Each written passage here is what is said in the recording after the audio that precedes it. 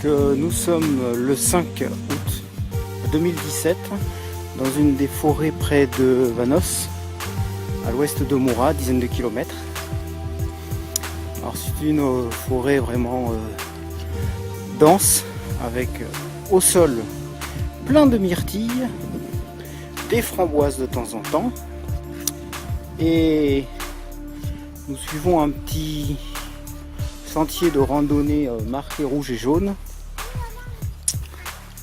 dans une forêt qui est particulièrement dense en sapins.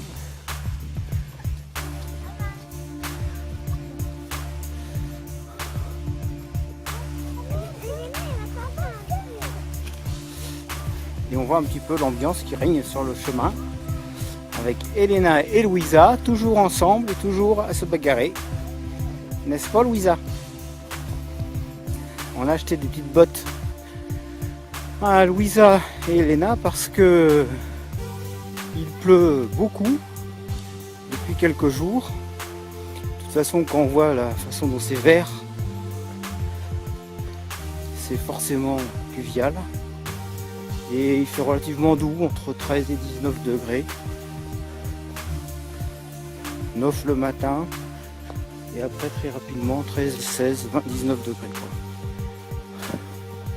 Donc c'est pas mal pour cette période de l'année. On sent qu'en hiver ici il neige beaucoup certainement. Les activités ski de fond. Aussi de la motoneige. Voilà, et du patin à glace certainement sur les lacs. Parce qu'il y a beaucoup de lacs ici. Et d'ailleurs des villages ou hameaux qui sont situés près des lacs. La plupart des maisons ont leur petit bateau qui permet après d'avoir accès à tout un réseau de lacs, avec le lac principal à Moura qui est le lac Siljan, prononciation française. Et nous avons aussi quelques-uns des propriétaires qui ont un petit avion pour amérir sur ces lacs et accéder directement à leur petit chalet en bois typé rouge, qui est une sorte de peinture vernie qui a été mis au point spécialement pour protéger le bois des maisons. Et c'est fait donc avec une sorte de lac de peinture en argile.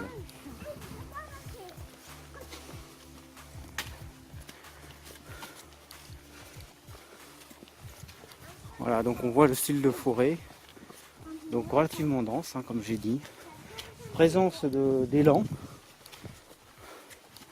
qu'on n'a toujours pas vu pour l'instant. Et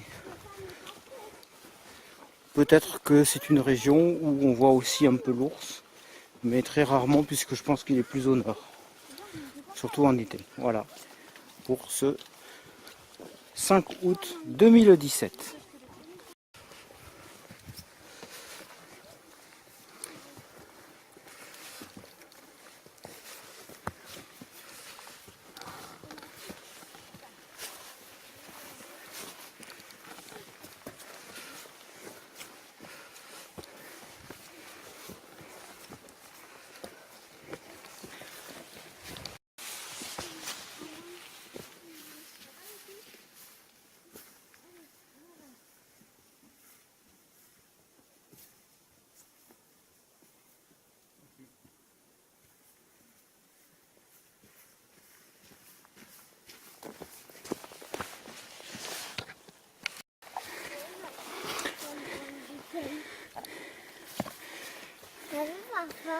Ouais.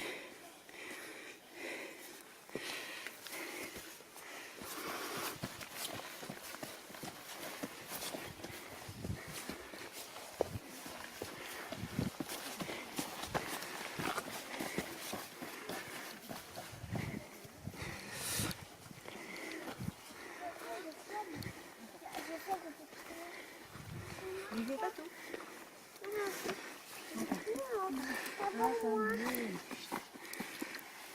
Vas-y, là.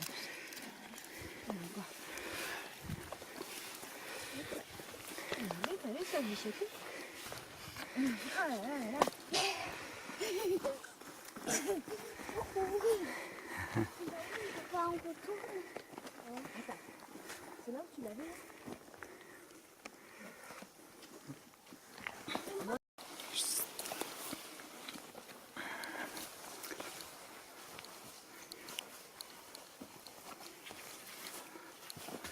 Toujours la forêt vers le Gronsberg.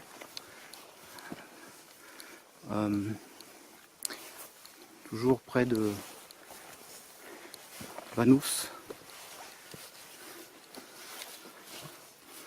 Toujours le 5 août 2017.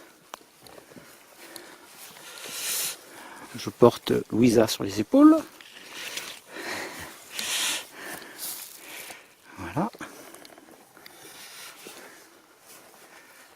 Et on progresse vers un petit sommet en pleine forêt, hyper dense, verte comme pas possible.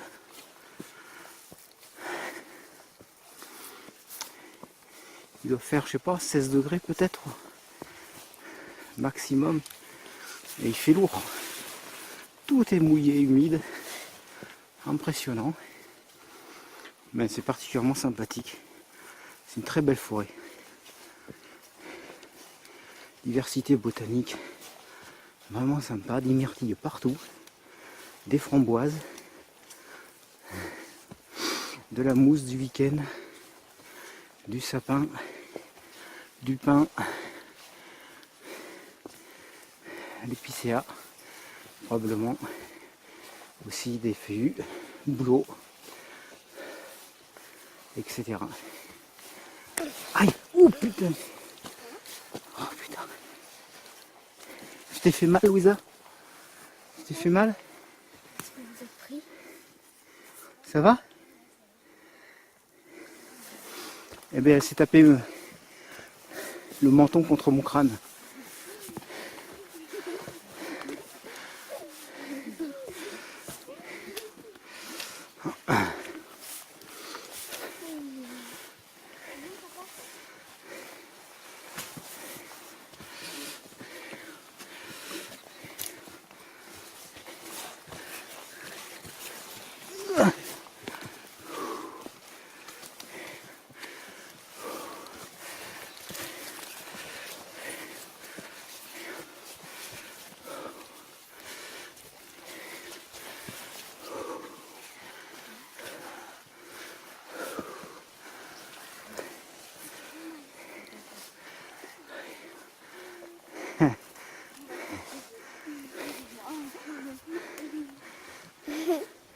Ils ont placé une table pique-nique assez sympa.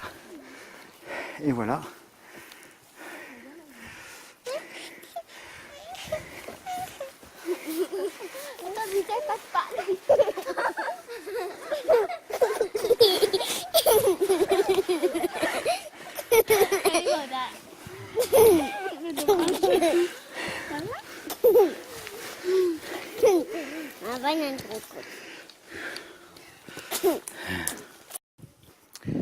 Donc nous sommes dans un parc au-dessus de Irbe et c'est vrai que là c'est la tourbière, donc c'est carrément avec des flaques d'eau. C'est complètement c'est comme du marais, hein. C'est peu profond mais c'est humide complètement. Et ensuite on essaye de marcher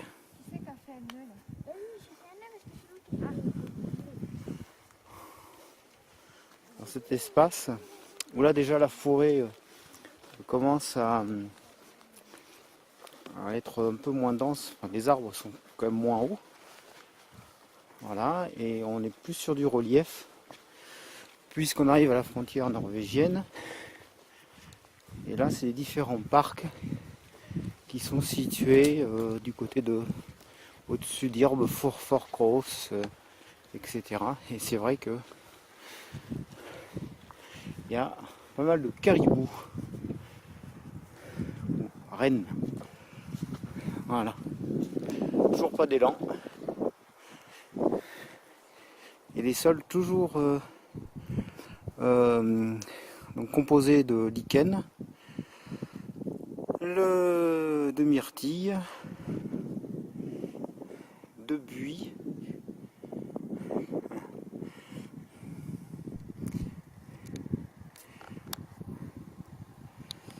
donc Elena se laisse pas dépayser en mangeant des mentos.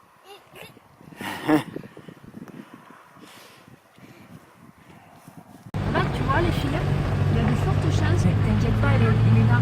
Il est là, il va pas attaquer le dos, hein. Il va partir, hein. Je vais le démarrer.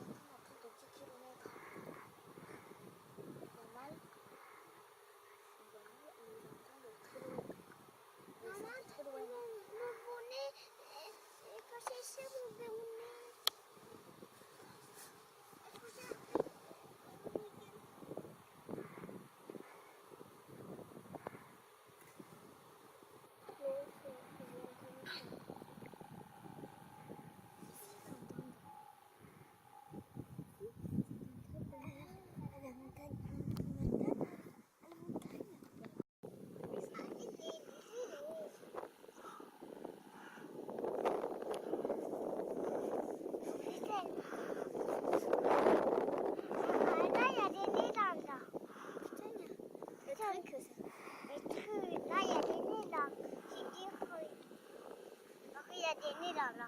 Il y a des crônes et là. Vous avez vu là-bas le lac?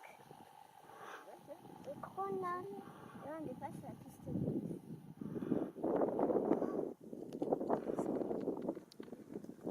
Pourquoi? Moi, j'ai envie de voir. J'ai envie de caresser. J'ai envie de caresser là. J'ai envie de caresser les chameaux. Coucou. Non, mais là, il dit moi.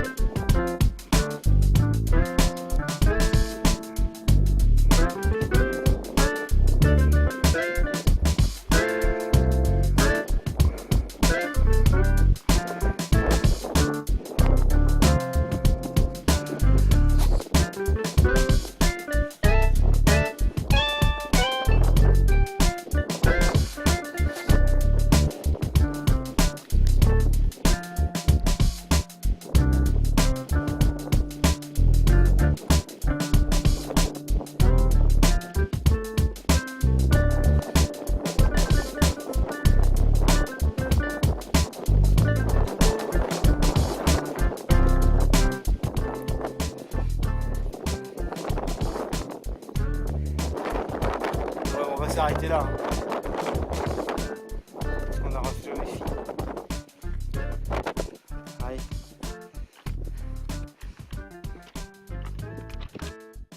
Donc dans le Fulu Jaled Park, donc on voit un extrait de la montée sur cailloux, sur petit rocher, et on filme là Louisa, 3 ans, en train de grimper ça sans difficulté.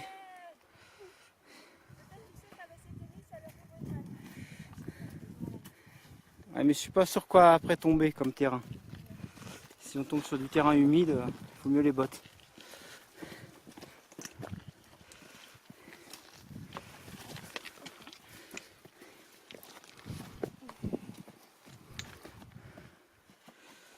Ouais.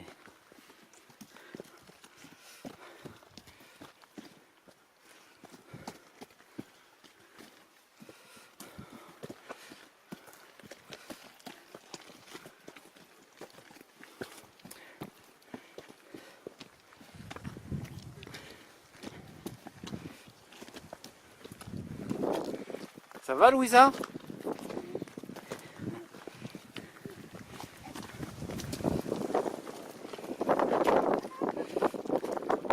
Regardez.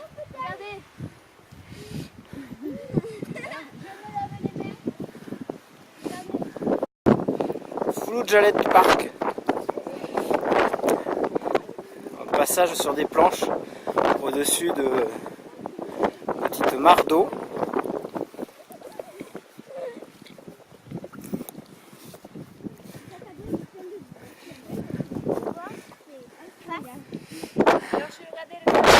Allez.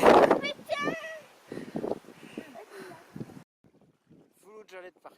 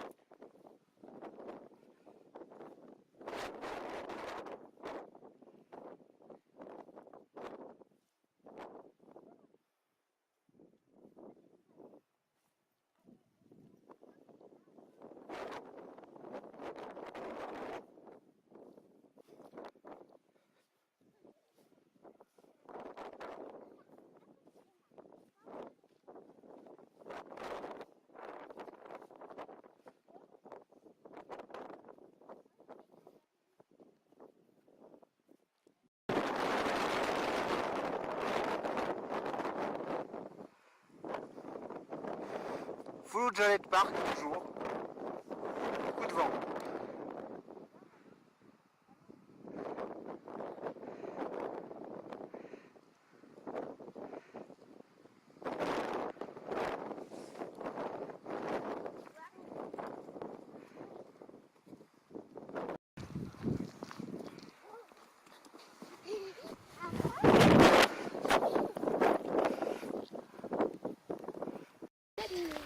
Alors nous sommes au nord de Forcross, toujours en Suède, donc dans un parc national. Là il n'y a pas âme qui vive et normalement ici on est à l'affût de l'ours qui doit être dans la forêt, peut-être en train de nous observer.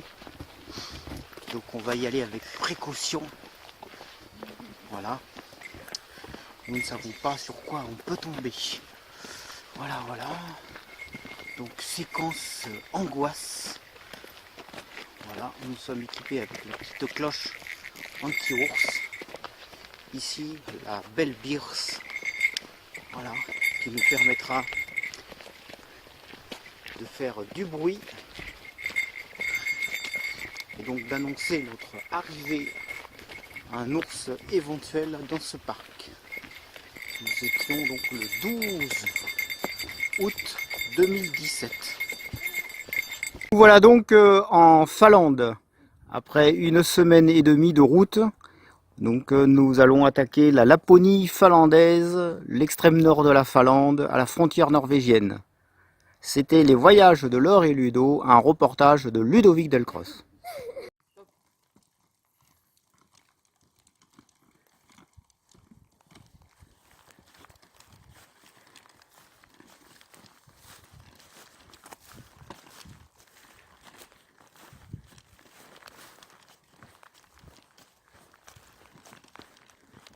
Voilà, on est samedi 18 août, il est 4h30 du matin, on se prépare pour reprendre la randonnée, on n'a pas beaucoup dormi, il a fait nuit jour tout le temps, les filles par contre ont bien dormi. Plutôt ce matin a vu un lynx en sortant du refuge, et là il fait 19 degrés, donc il fait vraiment pas du tout froid. Donc là on a pris un petit déjeuner rapide. Mais on dirait pas qu'il est 4h30 parce que de se réveiller en pleine nuit comme ça et faire jour comme ça, c'est assez perturbant, même pour l'année, puis c'est plus trop cool l'année. Voilà, je vous montre un petit peu la préparation. Alors, je parle doucement parce que c'est là où on risque de voir le plus d'animaux.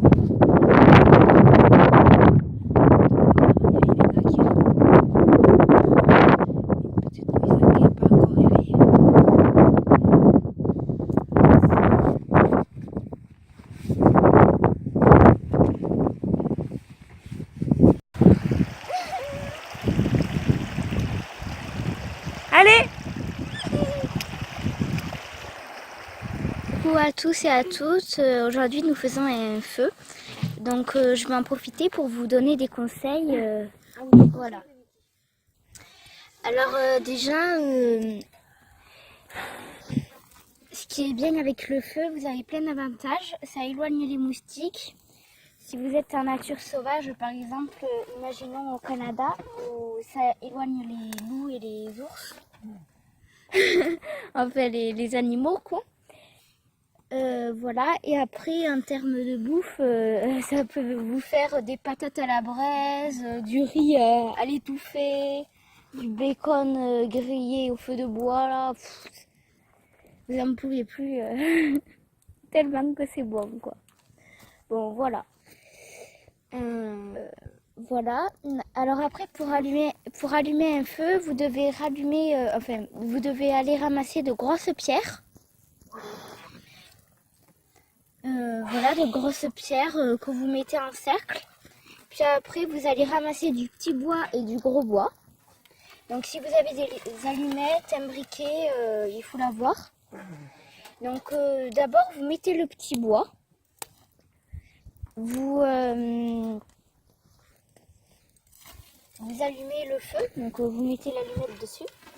Et ça vous fait le feu. Puis petit à petit, vous mettez le gros bois. Voilà et tout. Donc voilà. Puis après, vous pouvez mettre de l'aluminium, des trucs comme ça. Donc là, nous sommes en train de faire du bacon et du riz. Et puis après, nous avons fait un séchoir. Improvisé et en plus, c'est presque sec. Donc c'est super.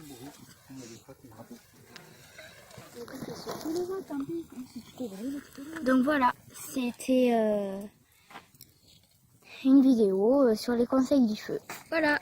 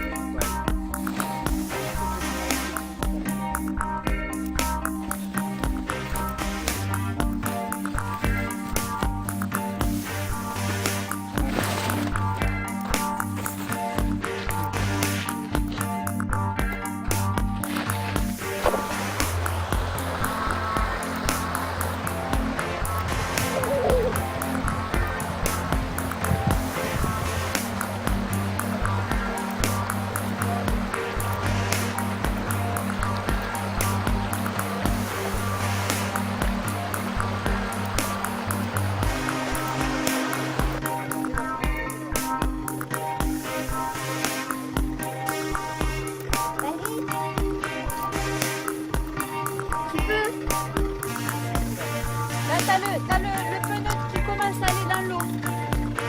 Vas-y, tu peux.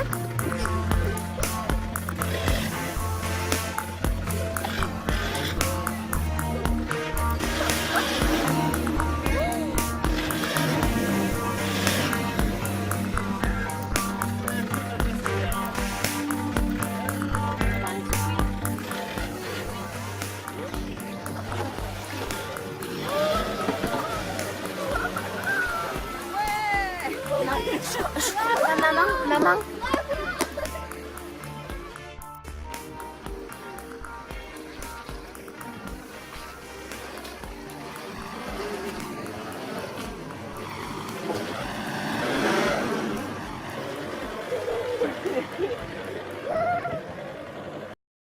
Dimanche 18 août en Finlande du Nord, donc près d'Ivalo, à 30 km de la frontière russe. Nous y sommes allés il y a quelques instants pour essayer de rentrer dans le parc de Kekozen qui se trouve juste à nos pieds, qui est un parc assez conséquent avec des aménagements intéressants. Un parc, donc une réserve naturelle, un parc national, et on a été surpris de trouver à Josépy la frontière russe juste à l'entrée du parc. Donc on est obligé d'aller en Russie finalement pour rentrer dans le parc à ce niveau-là. Donc comme on n'a pas bien sûr les visas, on ne le fait pas, donc on est revenu en arrière et maintenant on va se diriger à nouveau vers Ivalo et d'autres entrées bien sûr du parc. Alors là en Finlande du Nord, il faut savoir que les températures ont chuté, on est au-dessus du cercle polaire arctique et on est à peu près à 10 degrés, donc c'est pas encore si raisonnable. Mais par contre il pleut là depuis 2 jours, c'est la pluie partout. C'est extrêmement forestier, avec des lacs partout, c'est sauvage, il y a de moins en moins d'habitations, on voit de moins en moins de monde, les villes sont de plus en plus espacées. À partir de Solidanka, on a été on a changé complètement de registre, de paysage, on est vraiment dans la Laponie sauvage, tel qu'on peut l'imaginer quand on est chez nous. Par contre, c'est un endroit qui est extrêmement structuré pour le ski de fond, pour le ski alpin. Il y a des superbes stations qui existent ici, avec des hébergements en chalet, des gros chalets avec des rondins. Pareil, c'est les chalets de rêve que l'on voit sur les cartes postales. Donc on a trouvé ces stations balnéaires. Dont les prix sont assez élevés, d'une manière générale à peu près plus 30, plus 50% par rapport au prix que l'on trouve en France. Par contre, le prix de l'essence est un peu moins élevé par rapport à peu près 2-3% en dessous du prix qu'on a en France. Alors on va continuer à se diriger vers le nord. Donc on espère trouver aussi un temps plus ensoleillé, moins pluvieux, avec des températures qui vont forcément chuter. On va s'approcher petit à petit du 5 degrés, peut-être même du 0 degré. On va aller dans la partie montagneuse de la Laponie, près de la frontière norvégienne, dans quelques semaines, d'ici une semaine, 10 jours. Et on risque de peut-être trouver de la neige, donc on verra comment on gère ça au quotidien. Sur notre quotidien, donc on fait de la randonnée en pleine nature, dans les endroits qui sont complètement inconnus. On évite quand même les zones touristiques, même si on y passe pour avoir quelques informations. Et globalement, dès qu'on rencontre un Finlandais, on lui demande des informations sur l'endroit où il est, sur comment il le vit, etc. Et on apprend beaucoup de choses, beaucoup plus que finalement dans les livres. Et on s'aperçoit que le Finlandais, c'est quelqu'un qui est très réservé, mais qui est accueillant, mais il faut aller quand même vers lui.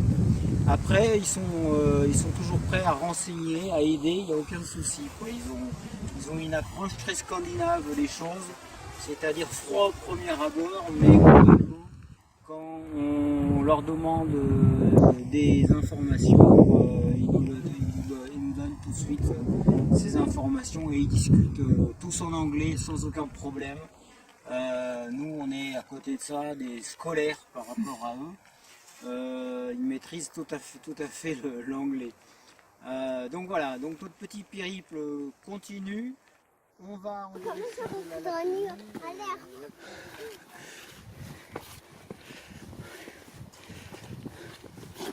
Voilà.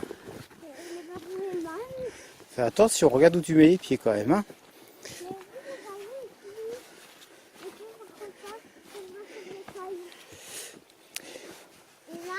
Tu es tout droit, tu suis le petit chantier, le petit sentier. Allez. Mais oui, tu le reconnais, c'est le petit chemin de terre là. Et de pierre.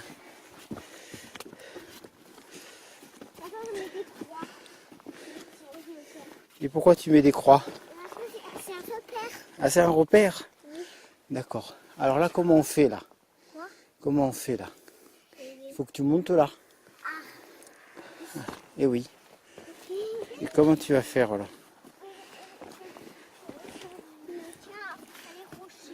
Voilà.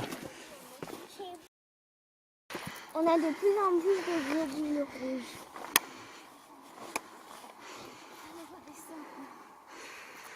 On peut couper? Oui, vous mettez tout ça. Je monte déjà maman tout ça.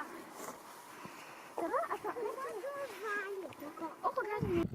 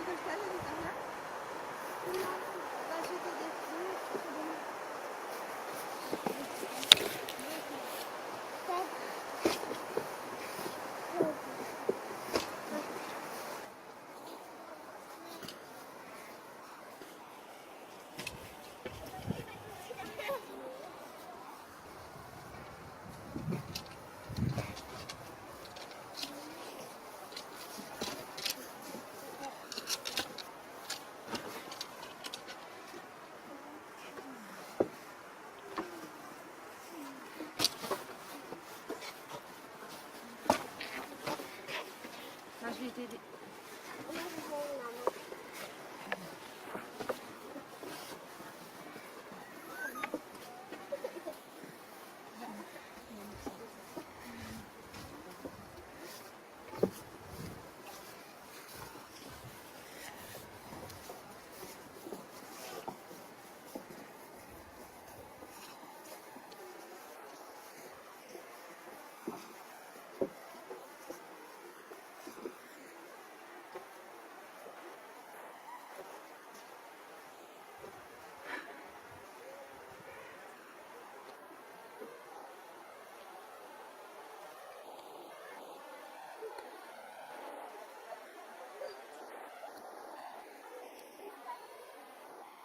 Et nous sommes donc à l'extrême nord de la Suède, à Abisko, dans le parc national d'Abisko, à la frontière norvégienne.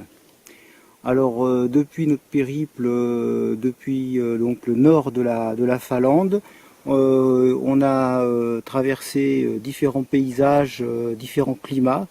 En Finlande, donc au niveau d'Inari, pardon, on a eu plutôt froid avec un temps plutôt pluvieux. Et ici, à l'inverse, c'est plutôt un temps doux. Mais les températures peuvent chuter de 10 degrés dans la journée, comme elles peuvent augmenter de 10 degrés aussi dans la journée. Actuellement, il est 10 heures du matin, il fait 16 degrés, alors qu'il y a quelques jours, on avait 0 degré à la même heure. Donc le temps est assez montagneux. Ici, nous sommes dans une montagne dont les sommets sont d'alentour de 2200 mètres d'altitude. Et nous sommes dans l'avant-poste des grandes montagnes norvégiennes avec ces fjords. Donc ici c'est montagne, lac, forêt, c'est extrêmement joli. Il y a des couchers de soleil et des levées qui sont absolument magnifiques. Vous pouvez nous suivre sur le site, sur Facebook, les voyages de Laure et Ludo, mais aussi sur le blog, et on vous informe chaque jour de ce qui se passe et de notre périple donc dans cette partie de la Suède. Alors ce qu'il y a à faire ici, en fait c'est pas mal de randonnées qui sont extrêmement longues. Autant en France par exemple on a des balades qui peuvent prendre la journée ou sur 2 ou 3 jours. Ici carrément ça peut prendre plusieurs semaines puisqu'on a des balades qui font plus de 100 km et tout à travers des différents chemins qui sont balisés. C'est extrêmement bien fait. Il y a 2 jours on a emprunté la voie royale qui part d'Abisko et qui peut rejoindre le Sarek et qui se poursuit d'ailleurs, qui est une voie réputée puisqu'elle est un peu considérée comme une randonnée haute montagne. Et réellement, il n'y a absolument rien en dehors de la ville d'Abisko. Après, vous n'avez absolument aucun signe de vie, aucune structure qui vous permette de vous héberger. Les campings sont quasiment inexistants. Les hôtels, il y en a un sur Abisko, peut-être 2, allez 2 mettons. Et ensuite, bon, après, il y a bien sûr des gîtes, c'est l'équivalent de nos gîtes en France. Donc on est sur une partie qui est réputée, c'est peut-être l'un des plus beaux parcs de Suède et même je dirais de la Scandinavie. On n'a pas encore visité la Norvège, on nous dit qu'en Norvège les parcs sont aussi fabuleux, mais là voilà, on est dans le cercle polaire arctique, au-dessus du cercle polaire arctique et on a véritablement un climat et un paysage qui est de circonstances, avec à la fois de la petite bruyère, de la myrtille partout, donc on peut manger à toute heure de la myrtille, ça c'est assez fabuleux. Et ensuite on a des petits arbres, des feuillus, des bouleaux, des sapins, des pins, etc. Et tout avec un mélange de rochers, de forêts, de lacs, de montagnes, c'est extrêmement agréable. Il n'y a pas de moustiques par contre ici. Alors qu'en Finlande on était envahi de moustiques, de midges, de petites mouches. Ici il n'y a quasiment pas d'insectes. La faune, on peut retrouver l'ours, le loup, le lynx, l'élan, le caribou, le renne et l'aigle royal. Actuellement il y a un aigle royal là, qui est au-dessus de notre tête. Il niche dans le coin. Et a priori, il n'est pas exclu qu'on tombe sur un élan. C'est une zone où les élans sont un peu plus fréquents et les loups aussi. Bien que on les retrouve plus dans l'arrière-montagne, là où il n'y a absolument pas de visiteurs, de randonneurs. On va donc continuer notre périple sur cette partie du parc d'Abisko. Il nous reste à faire une très grande randonnée qui nous permettra de remonter vers les monts les plus élevés du parc d'Abisko par la voie royale. Et ensuite, nous ferons le contour du massif, on reviendra sur Kiruna et on repartira sur l'ouest en direction du Sarek cette fois-ci. Et le Sarek, il y aura 3 points d'ancrage, 3 petites villes avec des voies aux voies sans issue, c'est-à-dire c'est le terminus à chaque fois, où de là partiront à nouveau d'autres randonnées. Il faut savoir que ces massifs, Abisko, Sarek, Padjelanta, etc., ce sont des massifs auxquels on peut accéder que par les chemins. Il n'y a aucune route, aucun chemin carrossable qui permet d'accéder au centre de ces parcs, ce qui explique aussi que les chemins sont très longs. D'ici pour aller au Sarek, il faudrait pour aller au Sarek, il faudrait 2 voire 3 jours à pied pour le début du Sarek. Et après, si on veut vraiment contourner le Sarek, aller sur le Padjelanta, etc., il faut compter des semaines entières, quoi. Et il y en a qui le font. Les structures, par contre, les visitor centers sont hyper bien équipés. Il y a des douches, il y a des toilettes, il y a de quoi faire aussi des petites courses. On peut s'y reposer. Il y a des salons aménagés pour, après la randonnée, se reposer. Il y a des bars, etc., des petites boutiques, des épiceries. C'est très sympa, c'est très très bien fait. C'est très convivial. C'est la rencontre un peu le soir de tous les randonneurs qui sont partis pour la journée. Il y a des discussions qui se déclenchent et l'accueil est vraiment très sympathique, très souriant, et on sent que voilà, ils sont prêts à vous aider dans votre randonnée, à vous donner toutes les informations qui sont utiles. Ensuite, il y a donc un système de parking qui est divisé en 2 parties, les parkings pour la journée, les parkings pour du plus long terme, et vous informez l'accueil du Visitor Center que vous partez sur plusieurs jours, un peu comme le bureau des guides. Vous laissez votre voiture sur place, donc vous donnez votre immatriculation, et donc ils sont informés que vous êtes parti pour plusieurs jours sur tel chemin. Et éventuellement, ça permet de mettre en place des secours si vous n'êtes pas revenu au bout de 2 jours ou 3 jours, comme vous en avez informé le bureau des guides. C'est exactement comme en France. Ensuite, on a accès bien sûr à la cartographie locale. On peut même, avec l'iPhone, prendre en photo la carte IGN du parcours que l'on va faire.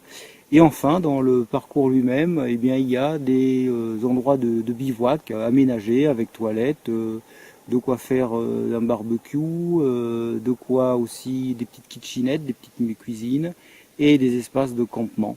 Voilà, donc c'est vraiment très très bien fait. Ce qui est agréable aussi, c'est qu'en Suède, on peut camper quasiment où l'on souhaite, on peut bivouaquer quasiment n'importe où, dès lors que l'on ne reste pas plusieurs jours. Ça ne pose aucun souci, ils sont très tolérants là-dessus. Et bien entendu, la Suède est très propre au niveau de l'environnement. Il n'y a aucun déchet, il y a des poubelles un peu partout.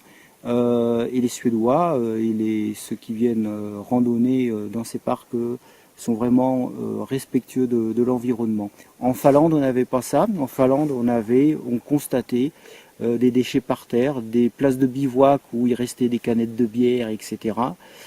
C'était un peu moins propre et on a trouvé ça un petit peu dommage de retrouver ça en Finlande alors que c'est complètement nature.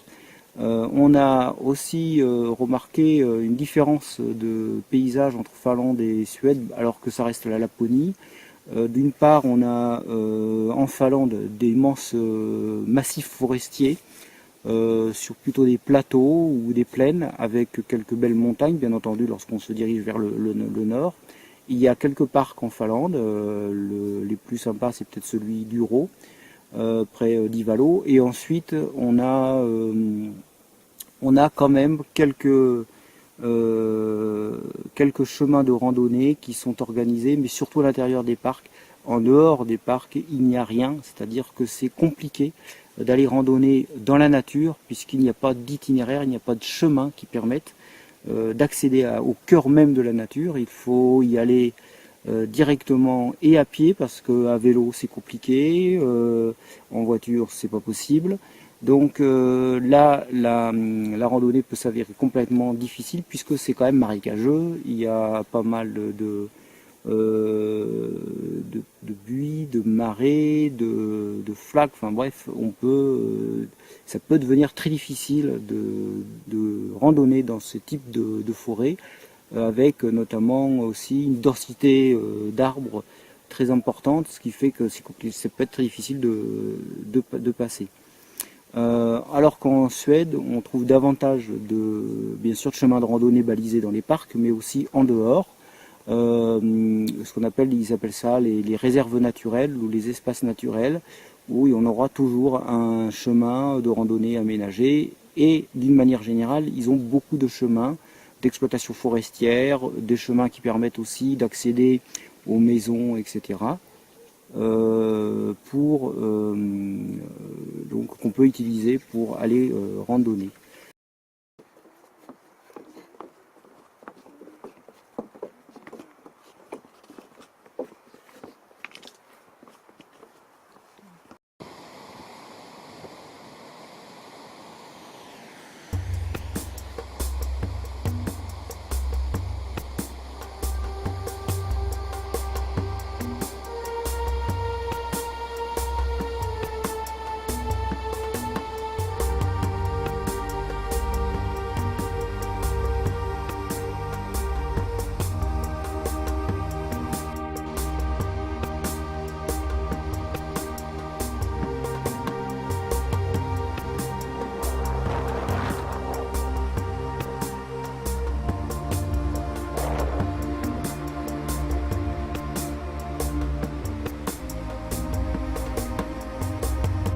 Dans le parc national d'Abisko en ce lundi 3 septembre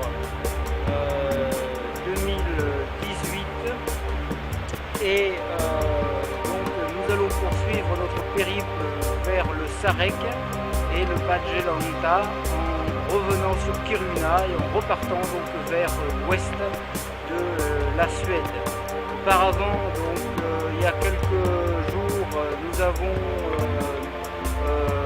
parcouru différents parcs et zones montagneuses et forestières de la Finlande du Nord, la Laponie finlandaise, et actuellement donc nous avons visité une partie de la Laponie suédoise. Nous sommes donc à l'extrémité nord-ouest de la Suède, à la frontière norvégienne. Donc la Finlande est un pays vraiment magnifique par ses paysages, essentiellement forestiers, avec bien entendu de très nombreux lacs, plus de 180 000 lacs répertoriés en Finlande. Et le nord de la Finlande est relativement dépeuplé, puisque 80% de la population finlandaise, moins de 6 millions d'habitants au total d'ailleurs, se retrouve sur la partie sud vers Helsinki. Donc la partie de Lapone est désertique, c'est un no man's land, c'est-à-dire qu'entre les villes on a à peu près une centaine de kilomètres. Il est difficile de trouver d'ailleurs aussi bien des commerces que des points à essence, mais on en trouve quand même. Il faut vraiment gérer aussi bien sa nourriture que son essence pour ne pas être surpris. Alors de grands espaces forestiers, la présence du loup, de l'ours, de l'élan, du caribou, de l'aigle bien entendu.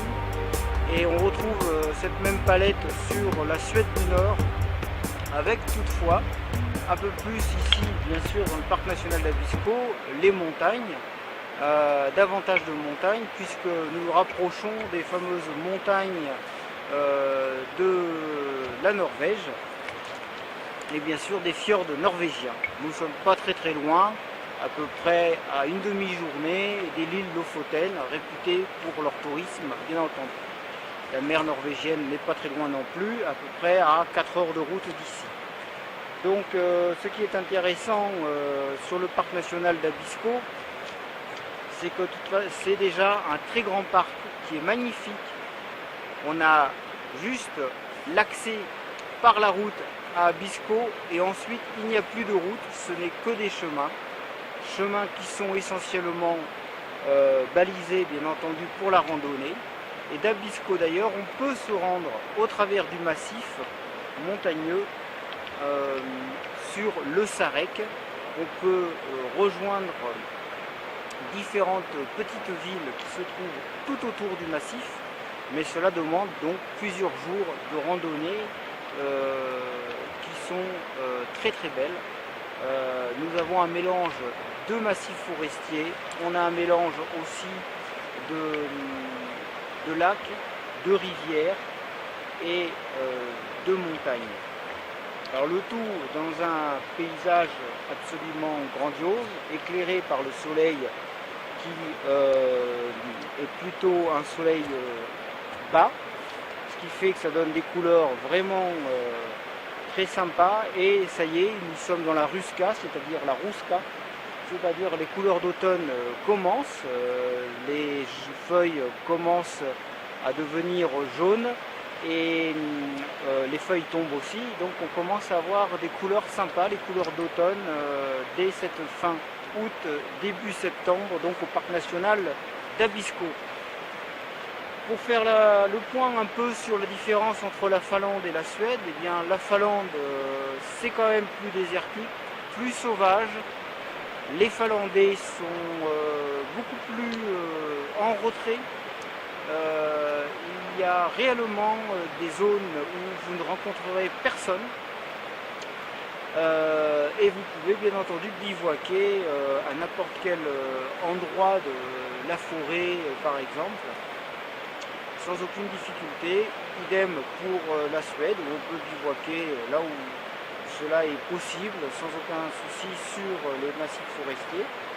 Et en Finlande, donc, nous avons vraiment découvert un aspect sympa de la Laponie finlandaise, puisque le côté est est vraiment, on peut dire, russophile, c'est-à-dire que on sent une ambiance russe de par l'architecture des villages ou des villes, mais aussi par les véhicules que l'on a rencontrés, avec des marques russes aussi, et des gens qui sont voilà, on sent que c'est du brut de décoffrage, des bons forestiers qui ont la vie dure, parce que j'imagine que dans quelques semaines le froid va s'intensifier et l'hiver va démarrer très vite ici en Finlande.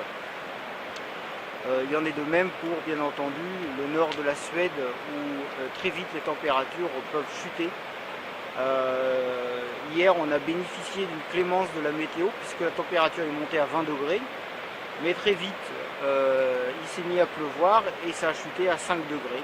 Donc on a des variations de météo dans la journée comme en montagne qui peuvent être très rapides. Et il faut bien entendu être équipé en conséquence. Ensuite, en Suède, eh bien, ce qui est vraiment caractéristique sur ce parc national d'Abisko, c'est que c'est un haut lieu de la randonnée, comme l'est le Sarek. Et donc on retrouve beaucoup de randonneurs finlandais, suédois, allemands, norvégiens, etc. Très peu d'autres nationalités sont représentées. On a retrouvé un espagnol, un français, un italien, qui sont quand même venus jusqu'ici pour découvrir un des plus beaux parcs pour moi de Suède. La différence ensuite, de point de vue coût de la vie, il faut savoir qu'en Finlande, j'ai noté une différence de 20 à 30% plus cher pour les prix de consommation courante par rapport à la France, l'essence étant quand même moins chère, quelques centimes. A l'inverse, en Suède, en fonction des régions où l'on se trouve, on a des prix similaires à la France, l'essence étant un tout petit peu plus chère. Donc globalement, on ne peut pas dire que la Scandinavie, en dehors de la Norvège, soit excessive en termes de prix. Les hébergements sont plutôt les gîtes, on appelle Stuga, plutôt des gîtes, plutôt les campings, bien que dans cette partie de la Laponie, les campings sont beaucoup plus rares, mais bon, le bivouac est autorisé.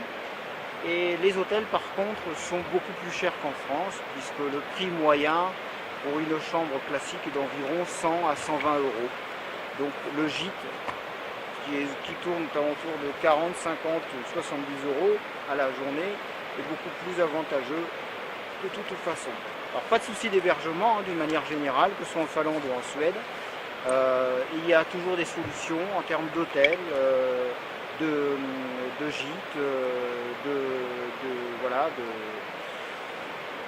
ce qu'on appelle des petites maisons, des appartements aussi à louer. Voilà. Les campings, c'est un peu plus compliqué. On n'est pas toujours sûr de trouver un camping. La plupart des campings sont maintenant très propres, sont très accueillants.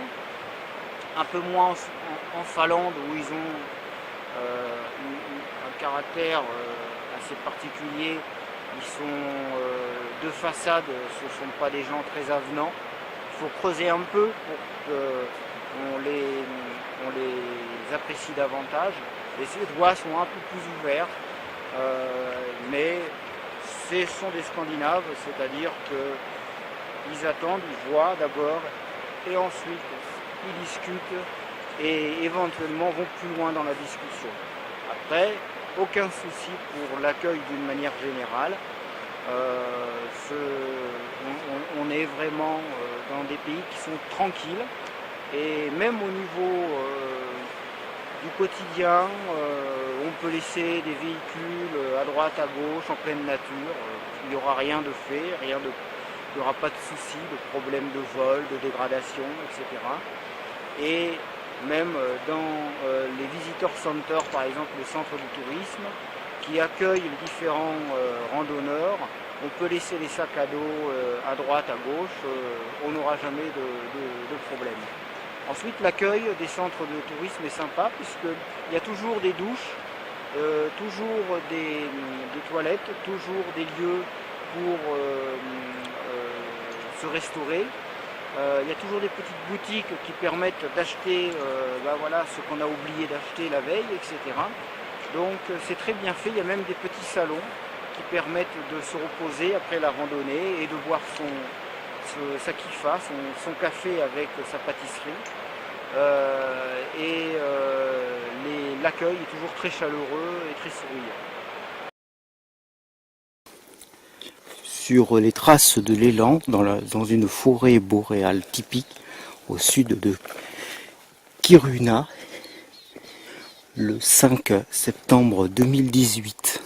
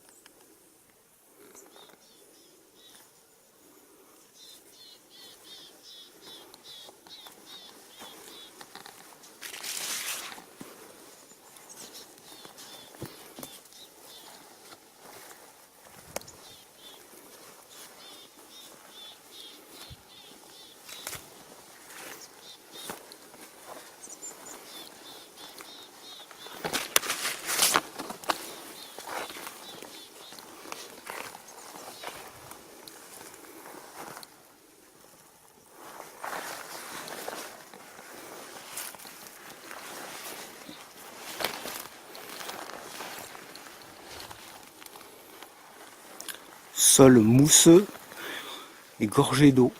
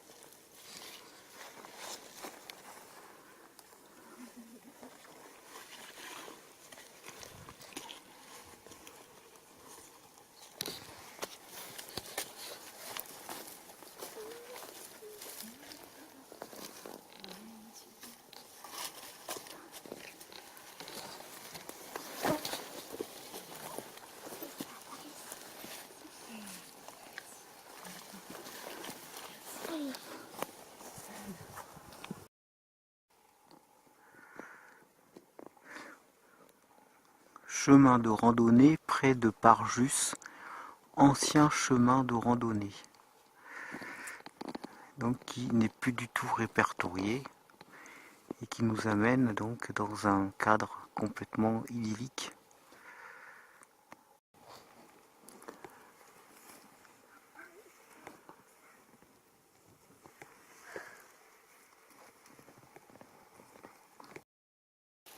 Alors nous sommes dans un parc, enfin c'est une réserve naturelle qui n'est plus du tout en activité de point de vue touristique, qui est abandonnée apparemment depuis les années 60.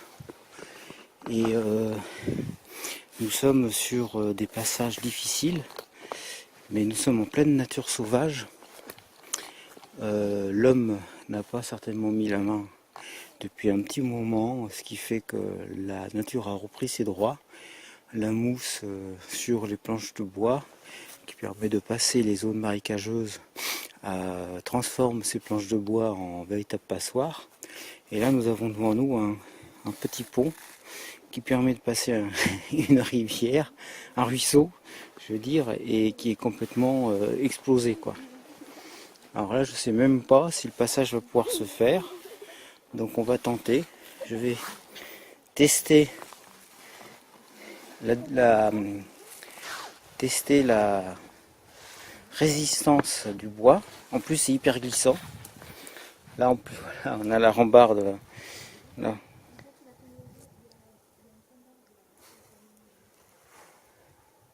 Ah oui, il y a un tronc d'arbre là-bas, là il y a le petit pont. Nous voyons le petit pont détruit et là-bas on a un tronc d'arbre. Alors je pense que les filles vont essayer de passer là-bas. Moi je vais essayer de passer là et tenter de voir la résistance du matériel. On va éviter de mettre tout son poids sur le même point, voilà, de la planche. Et nous allons poursuivre. Voilà. Donc la planche résiste bien, mais la rambarde par contre n'est pas du tout... Alors si vous passez à deux, vous tombez. Alors, regarde Victoria. Ok, te laisse pas avoir par ça. Vas-y Elena. Vas-y. Faut que j'évite de me vautrer parce que là je me... Voilà. Très bien pour Elena. Viens derrière moi Elena. À toi Victoria. À toi Victoria. Tu prends bien tes appuis, tu mets pas le poids au même endroit. Hein. Tu écartes les pieds. Et voilà.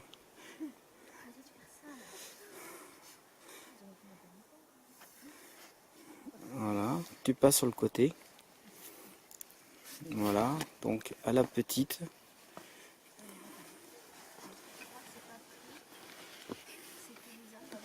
Louisa doit aller avec toi, devant toi.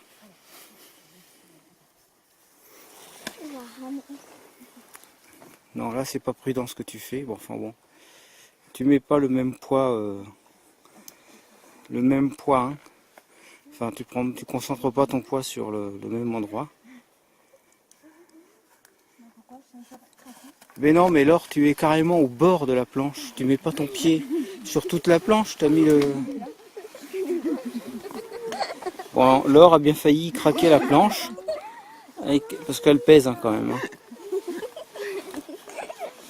Et voilà donc le passage. On aurait pu tomber, on ne se serait pas fait mal, puisqu'il n'y a qu'un mètre de hauteur. On serait tombé dans l'eau, on serait pris un petit bain. Mais c'est marrant de passer ça, quand on voit que c'est plus du tout entretenu dans ce fameux parc.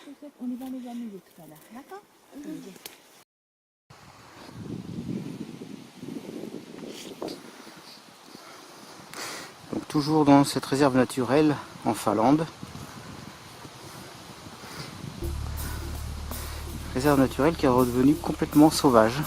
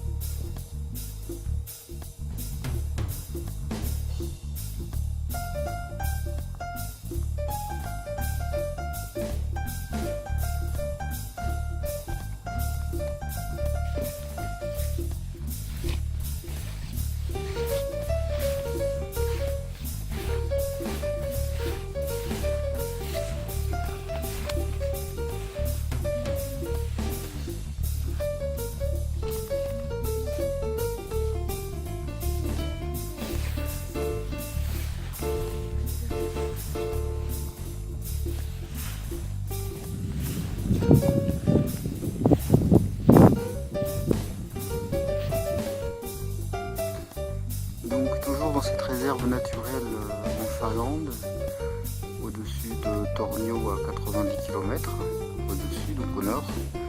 On est dans une réserve naturelle qui est complètement abandonnée depuis probablement les années 60.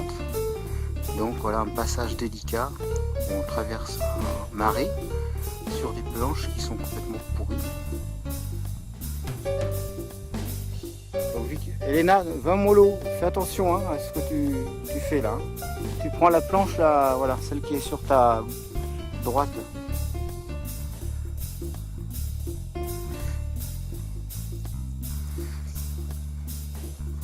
Il n'y a pas beaucoup d'eau, il doit y avoir 50 cm d'eau, mais enfin c'est quand même dommage de... Voilà. Voilà, super.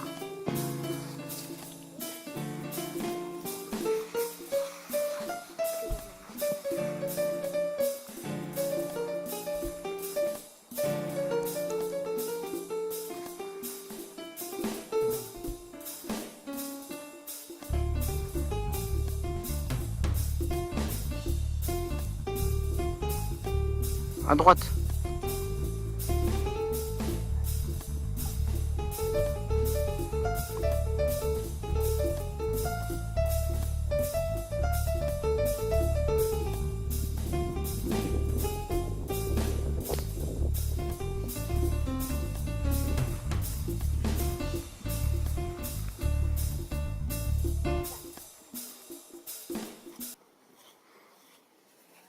Bravo. Alors dans une grotte qui permet de faire ensuite de la spéléo. Voilà, on voit difficilement l'or au fond. Ça descend très profond entre blocs rocheux. Et c'est assez fabuleux parce que en fait après on finit en comment dire, dans un bloc de rochers qui se sont cassés la figure depuis très longtemps, des millénaires. Et ensuite on a un accès via une corde, donc c'est la via ferrata. Et en fait on peut faire de la spéléo quoi. C'est un site assez intéressant, par contre c'est vertigineux pour les filles, donc on peut pas les emmener. En plus il faut des torches, des lampes torches. Donc mais bon, c'est... Après c'est pas une grotte préhistorique. Voilà.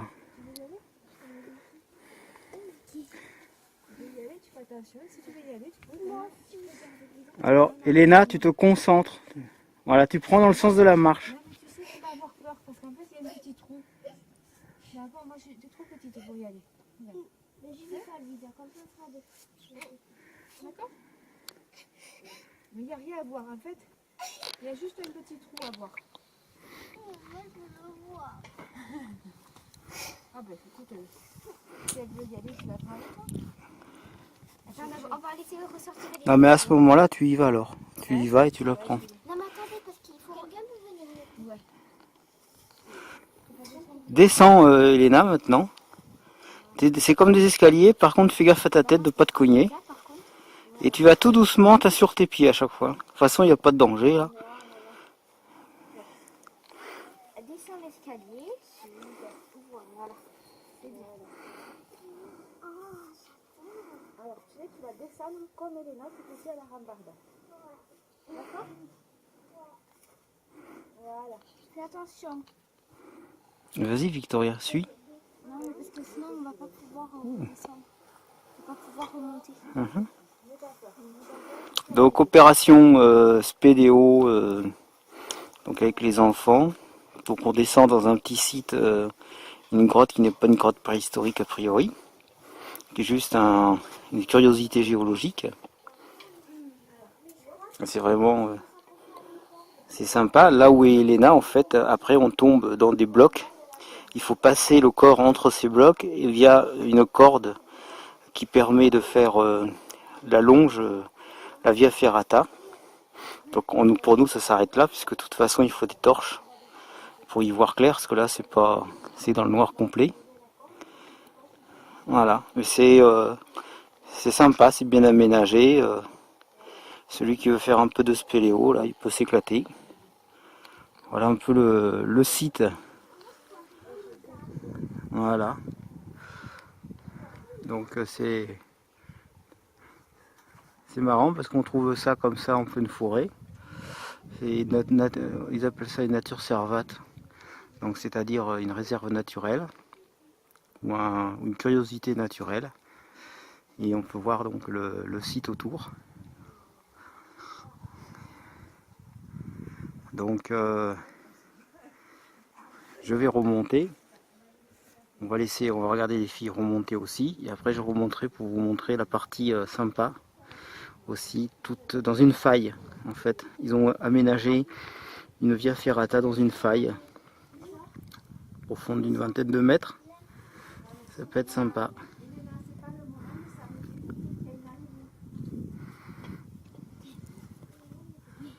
Tu te concentres, Elena, toujours. Tu as toujours au moins une main et deux pieds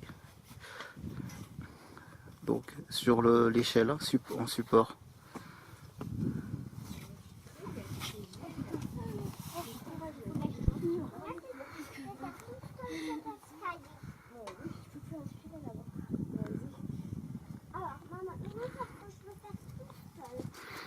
Tu te concentres, Louisa, c'est bien.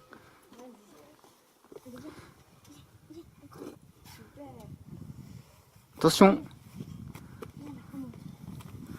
Voilà. Donc maintenant je vais vous montrer le parcours, la suite du parcours. Voilà. Donc je vais essayer de ne pas me casser la figure. Et je vais vous montrer directement la petite curiosité géologique qui correspond à une faille. Et ils ont fait un aménagement dans cette faille qui permet d'accéder aussi à la grotte. Donc on voit, hein, voilà. Et je vous montre, j'ai pris en photo, mais on voit la faille. Donc on va descendre.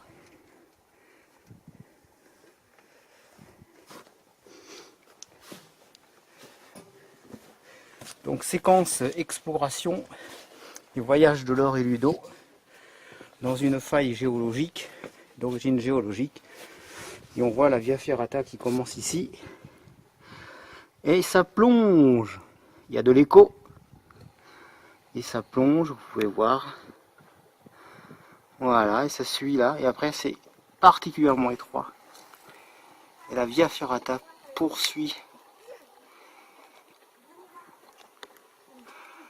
Voilà, son chemin pour descendre jusqu'à la grotte. Et à mon avis, ça descend assez profondément. On est sur à peu près une cinquantaine de mètres.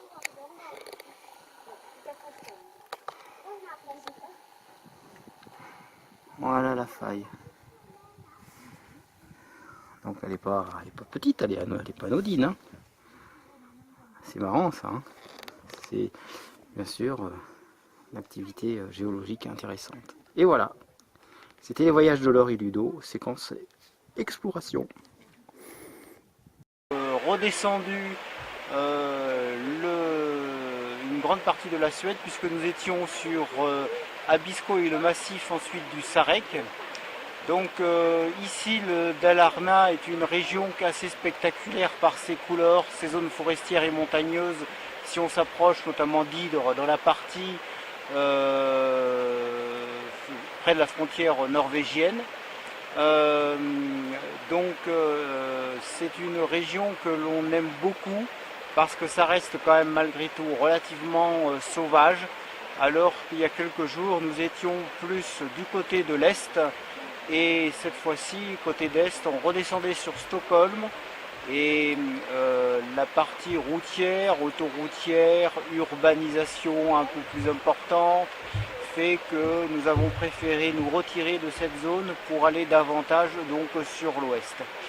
Alors globalement, le nord et le centre de la Suède est peu urbanisé, il faut vraiment redescendre sur le sud, mais vraiment la zone que je pourrais qualifier d'un peu plus sauvage était bien entendu là, la partie de Lapone, la Laponie suédoise, notamment en allant vers Kiruna, vers Abisko, mais aussi Jokkmokk, qui sont donc des villes tout à fait intéressantes. ou lorsqu'on se situe au nord d'Östersund. Là, sur cette partie-là, entre Mora et Idre, on a véritablement une composante végétale et animalière tout à fait intéressante, puisque on peut rencontrer l'élan, probablement l'ours, mais on ne le sait pas, et bien entendu des caribous. La partie forestière est extrêmement dense, elle est aussi d'ailleurs très exploitée, il y a beaucoup d'exploitation forestière, et ça reste quand même une zone vraiment intéressante pour la randonnée. On est ici depuis 2 heures en train de randonner, on n'a rencontré aucune personne et ça reste encore une région relativement peu urbanisée, donc avec quelques petites villes ou villages, mais ce qui est intéressant, c'est qu'on est vraiment en zone sauvage. Alors bien sûr, cette région est aussi caractérisée, on le voit ici, par des petites rivières, des ruisseaux, qui rendent vraiment le côté sauvage très intéressant, très sympa, très sympathique. Alors on va se diriger ensuite vers Idre. En allant vers Idre, il faut savoir que nous avons des massifs montagneux en s'approchant notamment de la frontière norvégienne à nouveau. Nous sommes horizontalement au même niveau qu'Oslo. Et différents parcs nationaux existent en s'approchant de cette frontière norvégienne. Et notamment le premier parc qu'on a déjà visité, c'est le Flojalet Park, ainsi que d'autres parcs qui sont au-dessus d'Idre. Et Idre est le sanctuaire du ski de fond. Entre Mora et Idre, nous avons énormément de pistes de ski de fond. Voilà. Ensuite, la région Mora à proprement parler, avec le lac de Siljan, est une région qui est très intéressante puisqu'on retrouve beaucoup de maisons avec les couleurs du rouge, le rouge de Falun, qui est un rouge caractéristique, qui est une peinture qui permet de conserver le bois qui entoure chaque maison. Et ça donne une couleur rouge intense, rouge bordeaux intense, avec des volets et des fenêtres blanches, ça le donne. On a fait des photos en ce sens, vous pourrez le regarder sur le blog. Donc on a une région qui est d'influence américaine. Il faut savoir que au milieu du 19e siècle, il y a eu quand même une forte migration de Suédois aux États-Unis, plus de 500-600 000 personnes. Et quand ils sont revenus, certains ont gardé cette culture un peu américaine. Mais aux États-Unis, il y a aussi une culture suédoise qui s'est imposée, bien entendu. Alors c'est sympa, parce qu'on voit pas mal de voitures américaines, de restaurants américains, enfin vraiment. C'est une prévisualisation de ce que peut être une partie de l'Amérique ici en venant en Suède. C'est assez marrant d'ailleurs, on s'y attendait pas. Donc si maintenant je dois donner un conseil à celui qui veut découvrir la Suède et qui n'a pas trop de temps, je pense que réellement c'est ici qu'il faut qu'il vienne, c'est-à-dire entre Mora, Idre, Sveg, peut-être Östersund. Et pour ceux qui auraient un peu plus de temps, c'est remonter directement sur Kiruna et les grands parcs autour du Sarek, par exemple. Voilà, en se concentrant juste sur cette région-là, je pense qu'il aura un très bon aperçu de ce qu'est la Suède sauvage, bien entendu.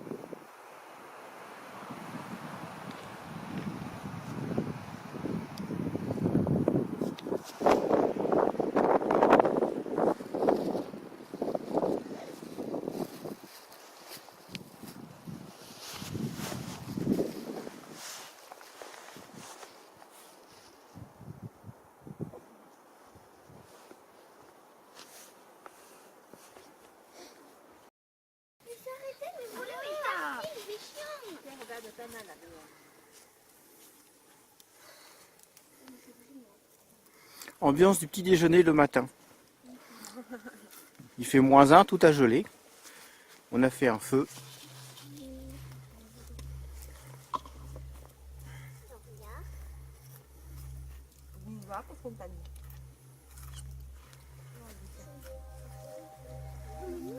C'est bon, c'est pas tartiner maintenant. Non, mais il faut pas déjeuner. Oui, mais attends, nous, elle n'a pas déjeuné, dit-on.